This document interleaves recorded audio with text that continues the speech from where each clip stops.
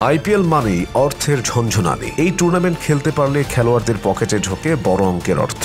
IPL এর যাত্রা শুরু 2008 সালে। তখন থেকে এখন পর্যন্ত নিলামে বিক্রি হয়ে সবচেয়ে বেশি আয় করেছেন কোন 10 জন ক্রিকেটার, তা নিয়েই আমাদের আজকের আয়োজন। নাম্বার 10, দীনেশ কার্তিক। আইপিএল এ যাত্রা শুরু করেছিলেন 2008 সালে দিল্লি ডেয়ারডেভিলস এর হয়ে। আয় ছিল 2,10,00,000 রুপি। এরপর দীনেশ কার্তিক খেলেছেন Punjab Kings, Mumbai Indians, Gujarat Lions, Kolkata Knight Riders এবং রয়্যাল চ্যালেঞ্জার্স বেঙ্গালুরুর হয়ে। 2014 সালে দিল্লিতে পেয়েছেন সর্বোচ্চ 12,50,00,000 রুপি। সব মিলিয়ে তার মোট 90,40,00,000 রুপি বাংলাদেশি মুদ্রায়, যা প্রায় 113 কোটি টাকা আয়। নাম্বার 9, শিখর ধাওয়ান। শিখর ধাওয়ানের আইপিএল যাত্রা শুরু হয় 2008 সালে দিল্লি ডেয়ারডেভিলস এর হয়ে মাত্র 12 লাখ রুপি বেতনে। এরপর খেলেছেন Deccan chargers, Mumbai Indians, Sunrisers Hyderabad এবং শেষে পাঞ্জাব কিংস এর হয়ে। 2014 থেকে 2023 সাল পর্যন্ত এই 10 বছরের আইপিএল থেকে তার মোট আয় 91,80,00,000 রুপি, যা বাংলাদেশি মুদ্রায় প্রায় 115 কোটি টাকা। নাম্বার 8, গৌতম গম্ভীর। 2008 থেকে 2018 সাল, এই 11 বছরের সময়কালে আইপিএল এর ফ্র্যাঞ্চাইজি থেকে মোট আয় করেন 94,72,00,000 রুপি,